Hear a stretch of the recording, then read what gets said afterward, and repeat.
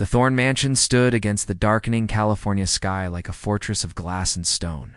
Chloe Warren pushed her cleaning cart down the marble hallway, her worn sneakers squeaking softly against the polished floor. She had been working at the estate for 6 months, always keeping her head down, always invisible. The pay was good enough to cover her brother Oliver's medical bills. That was all that mattered.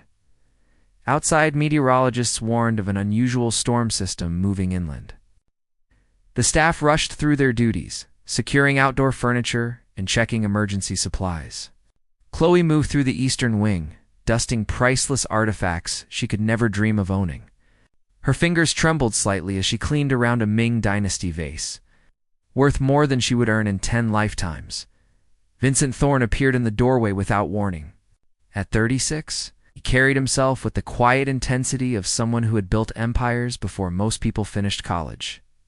His dark hair was slightly disheveled from running his hands through it during back-to-back conference calls. The tailored shirt he wore cost more than Chloe's monthly rent, yet he seemed utterly unaware of such trivial details. "The storm is escalating faster than predicted," he said to Mrs. Holloway. The head housekeeper, who had appeared behind him, "Send the staff home early. I want everyone safe before the roads become dangerous." Chloe felt a flutter of relief. She could visit Oliver at the hospital before visiting ours ended. But as she reached for her cleaning supplies, her elbow knocked against the cart. Time seemed to slow as the Ming vase teetered, then tumbled toward the floor. The accident Vincent moved with surprising speed, lunging forward. His hand caught the vase inches from disaster, but his momentum sent him crashing into Chloe. They both stumbled, and the vase flew from his grip. Shattering against the marble with a sound like breaking thunder, Chloe's heart stopped. The silence that followed felt heavy enough to crush her. She looked at the scattered pieces, each fragment representing weeks of her salary, months of Oliver's treatment.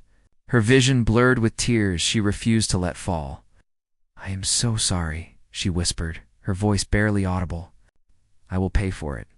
However long it takes, I will pay for it." Vincent stared at her, something shifting in his expression. "It was an accident. These things happen." Mrs. Holloway appeared, her face stern. "Miss Warren, I will need to file an incident report." "Mr. Thorne, I apologize for this carelessness." "Leave it, Patricia," Vincent said quietly, his eyes still on Chloe. "Send everyone home. I will handle the cleanup myself." Before anyone could respond, the lights flickered. Once, twice.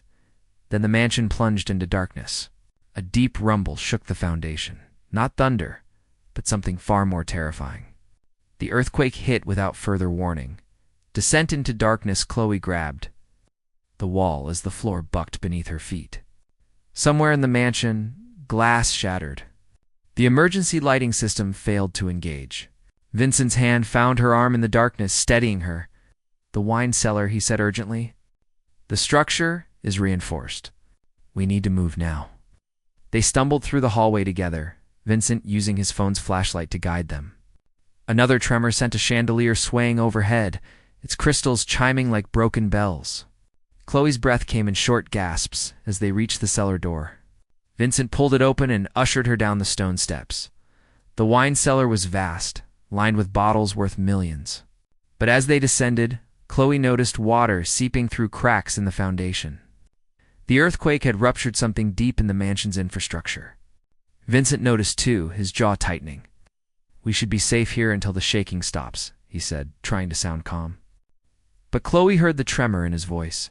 They moved deeper into the cellar, away from the stairs. The temperature dropped noticeably.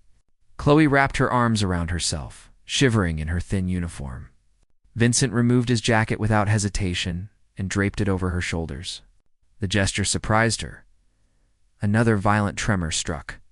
The cellar door slammed shut with a metallic clang that echoed through the space. Vincent rushed back to the stairs, but when he tried the handle, it would not budge. The earthquake had warped the frame. "We're locked in," he said. The words coming out strangled. Fear takes hold. Chloe watched as Vincent's breathing changed. It came faster, shallower, his chest rising and falling in rapid succession. He pressed both hands against the door, pushing with all his strength, but the metal refused to yield. His phone slipped from his pocket, clattering down the stone steps. "Mr. Thorne," Chloe said softly, moving closer. "Are you all right?" He did not answer. His whole body had begun to shake, and not from the cold. Chloe recognized the signs of a panic attack. She had seen them before when Oliver first received his diagnosis, when her mother could not stop crying in the hospital corridor. The water on the floor was rising, now covering their shoes. A pipe had burst somewhere in the walls. The sound of rushing water filled the cellar, mixing with Vincent's ragged breathing. "Vincent," Chloe said, using his first name without thinking. She reached out and touched his arm. "Look at me. Please look at me." He turned, and in the dim light from the emergency exit sign, she saw pure terror in his eyes. This was not the confident billionaire who commanded boardrooms. This was someone trapped in a nightmare much older than tonight. "I cannot be locked in," he gasped. "I cannot do this again." The water crept higher, cold and relentless. Chloe's mind raced. They were trapped in a flooding cellar during an earthquake, with a man spiraling into panic. She had to do something. She stepped closer, so close she could feel his rapid heartbeat through his shirt. "You are not alone this time," she whispered. "I am here with you. We will get through this together." Her words seemed to reach him through the fog of fear. His eyes focused on her face, really seeing her for the first time. In that moment, locked away from the world above, something passed between them, something neither of them expected. The water rose past their ankles. The cellar groaned under the weight of the earthquake's damage. And Chloe Warren, who had spent her whole life being invisible, became the only thing Vincent Thorne could see. The water climbed past their ankles, icy and unforgiving. Chloe could feel the cold seeping through her shoes, numbing her toes. The emergency exit light flickered, threatening to leave them in complete darkness. Vincent had stopped pushing against the door, but his breathing remained shallow and quick. "We need to move to higher ground," Chloe said, her voice steady, despite the fear clawing at her chest. She scanned the cellar and spotted a raised platform in the corner where rare bottles were displayed. "Over there!" Vincent nodded, unable to speak. Chloe took his hand, surprised by how cold his fingers felt, and led him across the flooded floor. They climbed onto the platform, gaining perhaps 2 feet of elevation. It would buy them time, but not much. Chloe wrapped Vincent's jacket tighter around herself, then noticed he was shivering violently in just his dress shirt. The temperature in the cellar had dropped further, their breath now visible in the dim light. She made a decision that would have seemed impossible just hours ago. "Sit down," she told him gently. When he complied, settling onto the cold platform, she sat beside him and opened the jacket. "We need to share body heat. It is basic survival." Vincent turned to her, clarity returning to his eyes. "You do not have to do that." "Yes, I do," she replied simply. "Because if you freeze, I will be alone down here. And I really do not want to be alone." She pressed against his side, draping the jacket over both of them. After a moment's hesitation, Vincent put his arm around her shoulders. The warmth was immediate and desperately needed. They sat in silence for several minutes, listening to the water drip and flow around them. Breaking the silence, "I was 7 years old." Vincent finally spoke, his voice rough and distant. "My father believed in making men out of boys through discipline. When I disappointed him, which was often, he would lock me in the basement of our old house. Sometimes for hours, sometimes overnight." Chloe felt her heart constrict. She did not interrupt, sensing he needed to release words that had been locked inside for decades. "The basement flooded once during a heavy rain," Vincent continued. "I was down there, alone in the dark, watching the water rise. I screamed until my voice gave out, but no one came. My father was at a business dinner. The housekeeper thought I was asleep in my room." His arm tightened around Chloe. "I was certain I would die down there." "How did you get out?" Chloe asked softly. "The gardener heard the water running where it should not be. He broke the lock." Vincent let out a bitter laugh. "My father fired him the next day for damaging property. After that, I learned to stop showing fear. I learned to control everything around me so I would never feel that helpless again." The water below them surged suddenly, rising another inch. They both tensed, but it stabilized. Chloe could feel Vincent's heart racing against her side. "Sharing burden's my turn," Chloe said quietly. "My brother Oliver's 12. He has acute lymphoblastic leukemia. The treatments are expensive, even with insurance. My parents died in a car accident 3 years ago, so it is just Oliver and me now." She felt Vincent shift to look at her. "That is why you work 3 jobs. You notice that?" Chloe was surprised. "I notice more than people think," Vincent admitted. "I have seen you leaving here at midnight, only to arrive again at 6 in the morning. I assumed you had another position." Chloe nodded. "Night shift at a diner, early morning cleaning, at an office building, then here. Oliver is getting better, but we are not out of the woods yet. Every treatment, every scan, every hospital stay costs money we barely have." "Why did you not ask for help?" Vincent asked. "From who?" Chloe's laugh was hollow. "People like you live in a different world, Mr. Thorne. People like me learn not to ask for things we cannot afford to give back," Vincent said firmly. "If we are going to be trapped in a flooded cellar together, you should call me Vincent." Despite everything, Chloe smiled. "All right, Vincent. And I am Chloe. Just Chloe." Discoveries in the dark. Vincent's phone, which had fallen earlier, suddenly lit up on the steps below them. The water had not reached it yet. Vincent carefully climbed down, retrieved it, and checked the screen. No signal, but the battery still held a charge. He used the flashlight to scan their surroundings more thoroughly. "There," he said, pointing to a metal cabinet built into the far wall. "Emergency supplies? Every properly designed cellar should have them." They waded through the now knee-deep water together. Vincent pried open the cabinet to reveal blankets, bottled water, and emergency flares. But there was something else, too. A metal box marked with his father's name in the year 1995. Vincent pulled it out, his hands shaking again. "I've never seen this before." Back on the platform, wrapped in emergency blankets, they opened the box. Inside were documents, letters, and photographs. As Vincent sorted through them, his face went pale. "These are financial records," he said slowly. "From my father's company. Accounts I never knew existed." He held up a letter, reading it in the phone's light. He was embezzling from his own charity foundation. Millions of dollars over years. Chloe watched emotions flicker across his face. Shock, anger, betrayal, and something else. Understanding. "He was not a good man," Vincent said finally. "I spent my whole life trying to be different from him, trying to prove I was not like him. But I became just as cold, just as isolated." He looked at Chloe. "I built walls so high that no one could hurt me. But no one could reach me either." The water had risen to the edge of their platform. They had perhaps an hour before it would cover even this raised ground. Vincent stood abruptly, determination replacing despair on his face. "The ventilation shaft," he said, pointing upward. "It is small, but it connects to the main house. If we can reach it, we might be able to signal for help or find another way out." He stacked wine crates, building a precarious tower. Chloe held them steady as he climbed. The shaft was indeed small, barely wide enough for a person to fit through. Vincent pried off the grate and called up into the darkness. "Hello. Can anyone hear me?" Only silence answered. He tried to pull himself up, but the metal edges were sharp and the space too narrow. After several attempts, he climbed back down, defeated. Blood dripped from a cut on his hand. Chloe tore a strip from her uniform and wrapped his hand carefully. "We tried," she said. "That is what matters."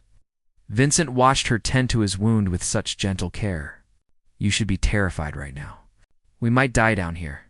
Yet you are comforting me." "Fear does not help," Chloe replied. "My mother used to say that fear is just love turned inside out. We fear losing what we love.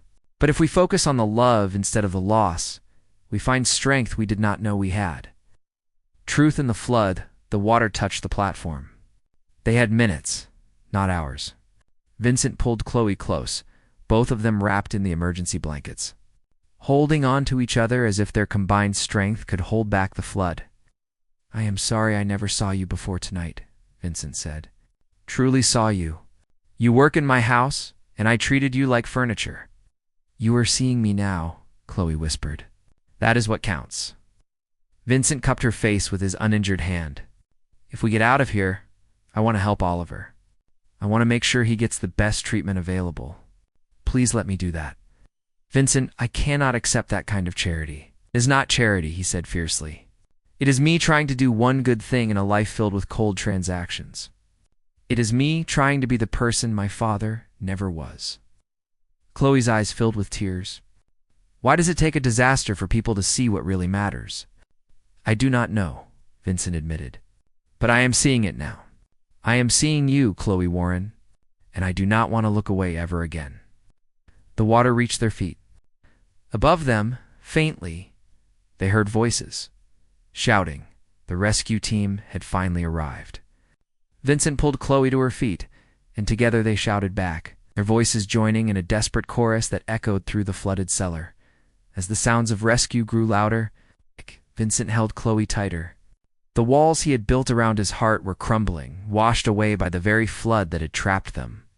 And for the first time in 29 years, he did not try to rebuild them. The rescue team's voices grew louder, accompanied by the grinding sound of metal tools against the warped cellar door. Chloe and Vincent stood on their platform, water now lapping at their knees, holding on to each other as if the connection between them was the only thing keeping them anchored to hope. Stand back from the door, a voice commanded from above. Vincent pulled Chloe against the far wall, shielding her with his body as the rescue team used hydraulic equipment to force the door open. The screech of bending metal filled the cellar, and then suddenly, brilliant light flooded in. Firefighters in full gear descended the stairs, wading through the water toward them. Are either of you injured? The lead firefighter asked, shining his flashlight over them. We are all right, Vincent said, his voice hoarse from hours in the cold. Just cold and wet. They were guided up the stairs, emergency blankets wrapped around their shoulders. As they emerged into the main house, Chloe blinked against the morning sunlight streaming through the windows. The storm had passed. They had been trapped for 8 hours, though it felt like an entire lifetime had unfolded in that darkness. Mrs. Holloway rushed forward, her usually composed face crumpled with relief. Mr. Thorne, thank goodness you are safe. We tried to reach you, but the door was jammed, and the flooding made it impossible until the water receded enough for the team to work. Paramedics descended on them immediately, checking vital signs and wrapping them in heated blankets. Chloe's teeth chattered uncontrollably as they led her to an ambulance. She looked back at Vincent, who was being examined by another team of medics, and their eyes met across the chaos of the rescue operation. Separate worlds collide the hospital. Chloe was treated for mild hypothermia and released within hours. She asked about Vincent, but the nurses informed her he had been taken to a private wing and was being kept for observation. Of course he was. They existed in different worlds, and those worlds had briefly touched in the darkness, but were now separating again. Like oil and water, Chloe took a taxi to the children's hospital where Oliver was staying. Her brother's face lit up when she walked into his room, though his smile faded when he saw her exhaustion. What happened to you? Oliver asked, his thin frame sitting up in bed. You look like you fought a bear. Something like that, Chloe said, pulling him into a gentle hug. She told him about the earthquake, about being trapped, but she did not mention Vincent. That felt too private, too fragile to put into words yet. Oliver studied her face with the wisdom of a child who had grown up too fast. You look different, though. Like something changed. Before Chloe could respond, a knock sounded at the door. A man in an expensive suit entered, holding a briefcase. Miss Warren? My name is Thomas Green. I am Mr. Thorne's personal attorney. He asked me to speak with you regarding your brother's medical care. Chloe's heart began to race. I do not understand. Mr. Green opened his briefcase and withdrew several documents. Mr. Thorne has established a medical trust fund for Oliver Warren. It will cover all current and future treatments, hospital stays, medications, and any rehabilitation services needed. Additionally, he has arranged for consultation with the top pediatric oncologist in the country, who will arrive tomorrow to review Oliver's case. The room spun. Chloe gripped the edge of Oliver's bed. He cannot do this.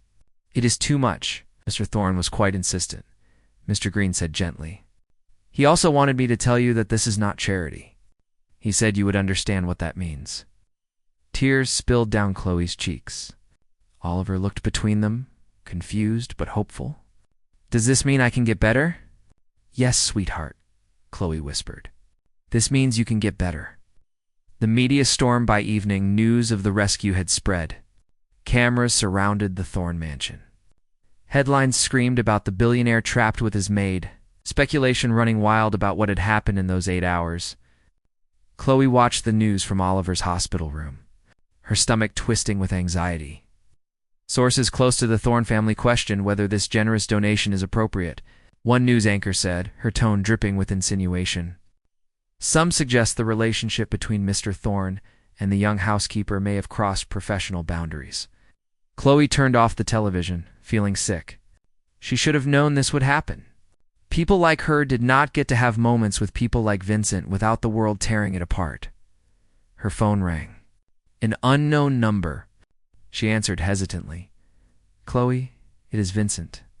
Her breath caught. I saw the news. I am sorry. I never wanted to cause you trouble. You did not cause anything, Vincent said firmly. The media creates stories where none exist. I am calling because I need to see you. Can you meet me tonight? There is a private entrance to the hospital. I can send a car, Vincent. Maybe we should let things settle down first. People are talking, and I do not want Oliver affected by this. People will always talk, Vincent said. I spent my whole life caring what people thought, building an image, maintaining control. Last night, I nearly died in a flooded cellar. And the only thing I cared about was that I might never get to tell you how I feel. Chloe's hand trembled. How do you feel? Terrified, Vincent admitted. Because I am falling for you, Chloe Warren. And I do not fall for anyone. I do not let people in. But you walked into my darkness and brought light with you. You did not see a billionaire or a business empire. You saw a scared man who needed help, and you helped him without asking for anything in return. The following day, Vincent called a press conference. Chloe watched from Oliver's hospital room as he stood before dozens of cameras and reporters. Looking every bit the powerful executive the world knew him to be. I am here to address the speculation regarding Miss Chloe Warren, he began, his voice clear and unwavering. During the earthquake, we were trapped together in a dangerous situation. Miss Warren showed extraordinary courage and compassion. She is a remarkable woman who works tirelessly to support her brother through his illness, while maintaining multiple jobs. A reporter shouted a question about inappropriate relationships. Vincent's eyes turned cold. What is inappropriate is how we treat people based on their economic status, he said sharply. What is inappropriate is how we dismiss the humanity of those who serve us. Miss Warren is not defined by her job title, just as I am not defined by my bank account. We are two human beings who shared a traumatic experience and emerged with a profound respect for each other. He paused, his expression softening. I have spent my entire life building walls. My father taught me that vulnerability was weakness, that emotions were liabilities. Last night, those walls crumbled, and I discovered that the strongest thing a person can do is allow themselves to care deeply about another person. The press conference ended with more shouted questions, but Vincent walked away without answering them. Within an hour, he appeared at the hospital, bypassing security with the ease of someone accustomed to getting what he wanted. He walked into Oliver's room carrying flowers and a smile. Oliver's eyes widened. You are the guy from the news. The one who got stuck with my sister? Vincent laughed, the sound genuine and warm. That is me. I am Vincent. You must be Oliver. Your sister told me a lot about you. She did? Oliver looked at Chloe with new interest. Over the next hour, Vincent sat with Oliver, talking about video games, space exploration, and what Oliver wanted to be when he grew up. Chloe watched them together, her heart so full it hurt. She had spent years being strong, being the caretaker, the responsible one. Watching someone else care for Oliver with such genuine interest made something inside her finally release. When Oliver dozed off from his medication, Vincent took Chloe's hand and led her to the hospital garden. The evening air was cool and clean after the storm. The restored wine cellar at the Thorne mansion looked nothing like the flooded tomb it had been. Vincent had transformed it into something beautiful, with soft lighting and comfortable seating. But he had left one section exactly as it was. The platform where they had huddled together, now marked with a small plaque that read, "Where Walls Came Down."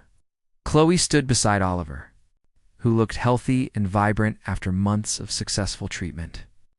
The top oncologist Vincent had brought in had developed a treatment plan that was working better than anyone had dared hope. Oliver's hair was growing back, his energy returning. He was going to be all right. Vincent approached them, looking nervous in a way that made Chloe's heart flutter. In the months since the earthquake, they had spent countless hours together. He had attended every one of Oliver's treatments, had been there for the good news and the scary moments. He had integrated into their small family as if he had always belonged there. "I brought you both here because this place changed my life," Vincent said, addressing Oliver as much as Chloe. "This is where I stopped being afraid of feeling, where I learned that the best things in life are not the ones you can control." He turned to Chloe, taking both her hands in his. "You told me once that fear is just love turned inside out. You were right. I was afraid of being vulnerable, of being hurt, of losing control. But what I was really afraid of was loving someone so much that losing them would break me." Tears welled in Chloe's eyes as Vincent knelt down on one knee. Oliver gasped beside her. "Chloe Warren, you saw me at my worst and chose to stay. You gave me warmth in the coldest darkness. You showed me that real strength is not about walls, but about bridges." He pulled out a ring, simple and beautiful. "Will you marry me?"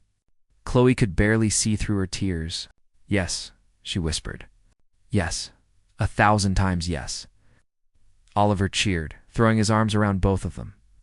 They stood together in the cellar that had once been a prison and had become the birthplace of something extraordinary. The beginning 6 months later, Chloe stood in the garden of the Thorne mansion, now her home, watching the sunset paint the sky in shades of gold and rose. Oliver was playing with the new puppy Vincent had insisted they needed, his laughter ringing through the evening air. The doctors had declared him in full remission. Vincent came up behind her, wrapping his arms around her waist and resting his chin on her shoulder. "What are you thinking about?" "About how one terrible night changed everything," Chloe said softly. "About how we almost died, but instead we started living. You ever regret it?" Vincent asked. "The media attention, the scrutiny, all the changes." Chloe turned in his arms to face him. "I regret nothing. You gave Oliver his life back. You gave me a partner who sees me for who I am. You taught me that love does not care about bank accounts or social status." Vincent kissed her forehead. "You taught me that the richest man in the world is the one who has someone to hold in the darkness. Everything else is just noise." They stood together as the sun disappeared below the horizon. Two souls who had found each other in the most unlikely of circumstances. The earthquake had shaken the foundation of Vincent's mansion, but it had also shaken the foundation of his carefully constructed life, allowing something real and true to grow in its place. In the end, it was not wealth or status that had saved them in that flooded cellar. It was not power or control. It was simply two people choosing to see each other's humanity, to share warmth in the cold, and to believe that tomorrow might bring rescue.